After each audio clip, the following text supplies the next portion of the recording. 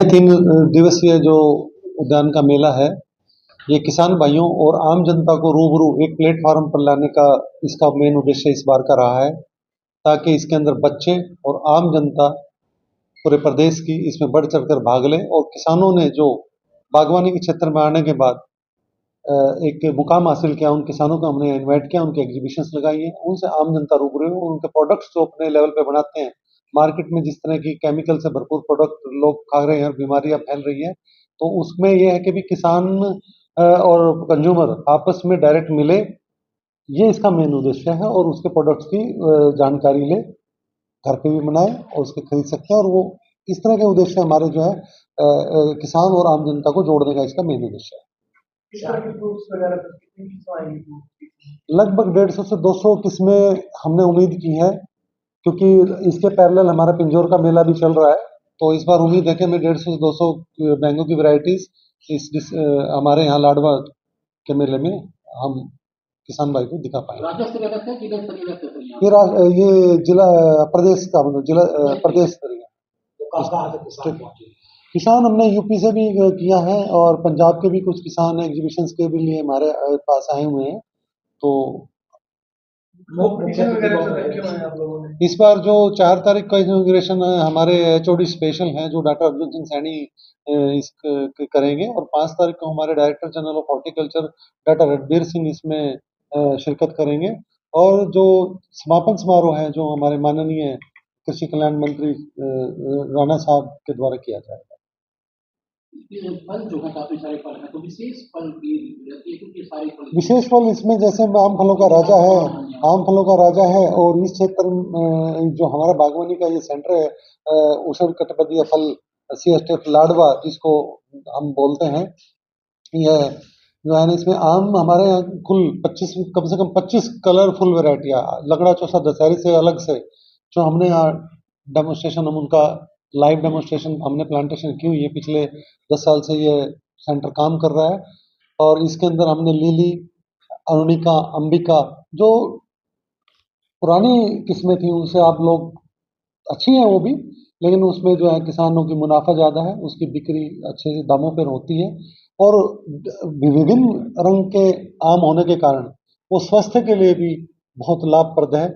तो इस तरह की इसका मेन उद्देश्य है। हमारा जो पूरे सालाना जो इसका एक कैलेंडर शेड्यूल रहता है ट्रेनिंग का, हरियाणा प्रदेश के किसानों के लिए जो कि निःशुल्क है, कोई 5 दिन का परीक्षण है, उसमें खाना रहना और सब तरह की व्यवस्था विभाग द्वारा और सरकार के द्वारा की जाती है।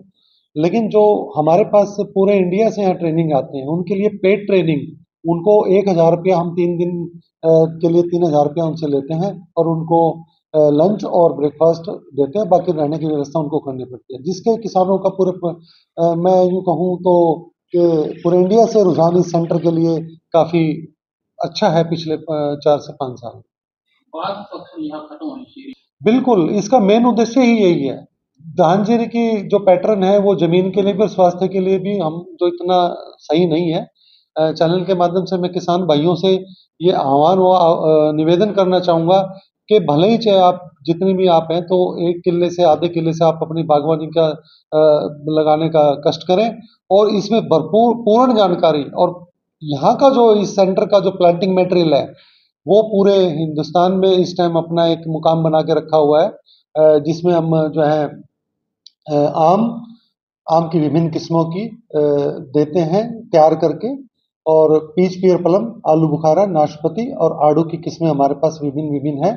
और जो उसका हम उसका प्लांटिंग 80 हज़ार से 1 लाख पौधा हम तैयार करते हैं और हमारा सारा का सारा पौधा पिछले 4-5 साल में से लगातार हर वर्ष में पूरा का पूरा पौधा किसान भाइयों द्वारा ले लिया जाता है। और रुझान है, बट थोड़ा इसको बढ़ावे की ज़रूरत है। मेरा निवेदन है कि किसान भाई इस पर आएँ, आपको जानकारी की और प्लांटिंग मटेरियल की इस सेंटर पे कोई कमी भविष्य में विभाग और सरकार नहीं होने देगी, ये आश्वासन मैं आपको दिलाना चाहूँगा। कि आपको ज्ञात होगा पहले से ही 2016 में ये इंडो-इज़राइल प्रोजेक्ट के प्रारूप में इसका इनॉग्रेशन हमारे माननीय मुख्यमंत्री तत्कालीन मनोहर लाल खट्टर जी द्वारा किया गया था। और इंडिया के जो हैं तत्कालीन कृषि मंत्री द्वारा इसका जो है शुभारंभ किया गया था। तब से तत्परता से काम कर रहा है और आज उष्णकटिबंधीय क्षेत्र के फसलों के क्षेत्र में आज इसका पूरे हिंदुस्तान में इसने अच्छा मुकाम हासिल किया है। और जैसा कि इंडो इजराइल की बात करें तो इंडो इजराइल का बड़ा इजराइल टेक्नोलॉजी का इसके अंदर आप डेमोस्ट्रेशन में देखेंगे तो पूरा का पूरा इसका पूरा सालाना जो इरिगेशन का और इसकी फर्टिगेशन का जो बाग में और पौधों को जो न्यूट्रिशन दिया जाता है वो सब फर्टिगेशन के माध्यम से दिया जाता है, मतलब ड्रिप इरिगेशन टपका सिंचाई के माध्यम से दिया जाता है, जिसके अपने अपने विभिन्न रिजल्ट्स हैं जो हम समय समय पर उनकी इवेल्युएशन करते रहते हैं। तो इसराइल का बड़ा इसमें टेक्नोलॉजी का बड़ा योगदान है किसान भाइयों के लिए, और पानी की बचत इस टेक्नोलॉजी से लगभग 80 से 90% की हो जाती है, और उसमें अनुदान केनाल मिकाडा डिपार्टमेंट का इस पे दिया जाता है, अनुदान दिया जाता है। जो मेला पर्व उत्सव मेला लगा तो क्या खासियत है और किसानों के लिए क्या मैसेज है? मैं डॉक्टर शिवेंदु प्रताप सिंह सोलंकी, जिला उद्यान अधिकारी कुरुक्षेत्र। मैं आपको बताना चाहूंगा ये जो हमारा 7वां फल उत्सव है जो हमारा Indo Israel centre of excellence में हम आयोजित कर रहे हैं, जिसका मुख्य फोकस है कि किसानों को बागवानी फसलों की तरफ आकर्षित करना, किसानों को बागवानी फसलों से जोड़ना। जैसा कि हमारे सरकारों का भी उद्देश्य है कि फसल विविधीकरण की तरफ जोर देना है, जिसमें आप धान और गेहूं की खेती छोड़ के हम कहीं ना कहीं फलों की खेती की तरफ बढ़े, जिसमें आपकी पानी की भी बचत है और कई तरह की ऐसी फल फसल हैं, सब्जियां हैं और कई तरह की ऐसी फूल की भी फसलें हैं जिस पे हम फोकस कर सकते हैं। मेले में जो हमने मुख्य फोकस किया है कि आपकी जो फल फसलें हैं उसमें आम है, लीची है, चीकू है, आड़ू, आलू बुखारा, नाशपाती है, सेब है, अनार है, अमरूद है। इन सभी तरह की फसलों पे लाडवा फल केंद्र काम करता है। आज इस फल उत्सव में हमने आम की जो रंगीन किस्में हैं और आम की जो पहले आम किस्में जिसमें लंगड़ा दशहरी चौसा और अन्य पीले तरह की किस्मों का यहाँ पे हमने प्रदर्शनी लगाई है, जिसमें लगभग 27 तरह के जो आम की वैरायटियां हैं, जिसमें आपकी रंगीन किस्में भी हैं, जैसा आप इस मेले में आके देखेंगे, जिसमें अंबिका है, पूसा अर्णिमा है, पूसा सूर्या है। उसके बाद अन्य कई वैरायटियां हैं, ऑस्टिन हो गया, आपका कैंट वैरायटी हो गई, जिनका बहुत अच्छा पोटेंशियल है। हरियाणा में बहुत अच्छे से ये ग्रो हो सकते हैं।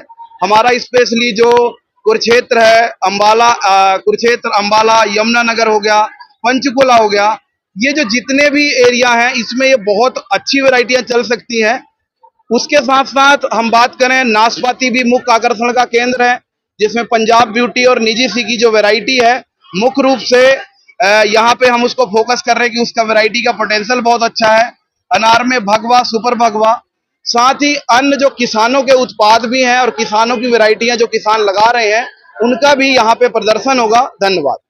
आमदनी अच्छी होती है किसानों को क्योंकि लगातार वो गेहूं धान बोते हैं, भूमि का दोहन होता है, लगातार पानी भी ज्यादा लगता है, इसको लेकर कुछ मैसेज दिया जा रहा है? देखिए, अगर मैं फोकस करूं फसलों की, आड़ू, आलू बुखारा, नाशपाती की, तो अक्टूबर से लेके आपको मार्च तक पानी की आवश्यकता नहीं होती, क्योंकि ये सारी ही फसलें सुप्त अवस्था में होती हैं, पानी की आवश्यकता नहीं होती। तो पानी की एक अच्छी बचत 6 से 7 महीने ये हो जाती है। दूसरा, अन्य कोई अगर आप आम है, लीची है, चीकू है, ये फसलें अगर आप अपनाते हैं तो आपको कम से कम पानी में ये फसलें अच्छे से हो पाती हैं और पानी की बचत भी हो पाती है। अच्छी होती है। आमदनी में अगर आमदनी की बात करूं, आड़ू हो, आलू बुखारा हो, नाशपाती हो, मैंगो हो, तीसरे साल से हम फल लेना स्टार्ट कर देते हैं। तो कोई भी किसान भाई अगर उच्च घनत्व बागवानी करता है, आपको जो हम सघन बागवानी की तरफ हम लेके जा रहे हैं किसानों को, तो 2 लाख रुपए से 2.5 लाख रुपए आपको तीसरे चौथे साल से आमदनी आनी स्टार्ट हो जाती है। लेकिन उसके लिए एक शर्त है कि आपके सारे पौधे चलें, पूरे एकड़ की बागवानी अच्छे से हो, एक एक पौधा अपनी फसल दे रहा हो, तो एक अच्छी आमदनी देखने को मिलती है। ऐसे कई उदाहरण हैं हरियाणा में, सिर्फ इस क्षेत्र में नहीं, हरियाणा के सभी जिलों में ऐसे किसान हैं जो अमरूद हो गई, अनार हो गया, उसके बाद आड़ू, आलू बुखारा हो गया, आम की खेती हो गई, सब में अच्छा मुनाफा कमा रहे हैं। किसान भाइयों से मेरा अनुरोध है कि एक बार बागवानी की तरफ आप अगर आएंगे तो कहीं ना कहीं आपको एक अच्छा मुनाफा देखने को मिलेगा। में सब्सिडियां भी है, आपकी कई तरह की सब्सिडी है, मशरूम में भी है, आपकी हनी में भी सब्सिडी है, दूसरे जो यंत्र है बागवानी में यूज होते हैं उनमें सब्सिडीज है। लगभग आपको कई तरह की सब्सिडी है जो किसानों को अनुदान दिए जाते हैं, वो सारी चीजें बागवानी विभाग द्वारा दी जाती है। बाकी आप विस्तार में जो जिला उद्यान अधिकारी ऑफिस में आके भी आप सारी चीजें पूछ सकते हैं। हमारा वहाँ जो स्टाफ है, मैं भी वहाँ आपको मिलूंगा और आपको सारी चीजें वहाँ पे जानकारी, आपको विस्तृत रूप से सारी जो अनुदान मिलते हैं उस पर भी दिए जाएंगे।